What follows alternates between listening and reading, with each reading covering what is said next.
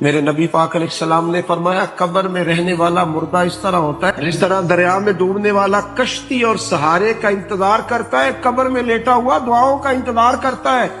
وہ وہاں لیٹا انتظار کرتا ہے کہ میرا بھائی میرے لیے دعا کرے، وہ انتظار کرتا ہے کہ میرا بیٹا میرے لیے دعا کرے، وہ انتظار کرتا ہے کہ میری بیٹی میرے لیے دعا کرے۔ دعا وہ قیمتی تحفہ ہے جس وقت قبروں میں جانے والے بھی انتظار کر رہے ہیں۔ کوئی دعا کرے، کوئی دوست دعا کر دے۔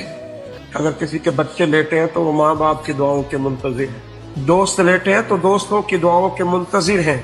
اور میرے نبی کریم علیہ السلام نے فرمایا جب تم دعا کرتے ہو اس طرح دریا میں ڈوبنے والے کے ہاتھ سہارا آئے تو اسے خوشی ہوتی ہے، قبر والے کے پاس دعا پہنچتی ہے تو اسے خوشی ہوتی، ان کے لیے دعائیں کریں۔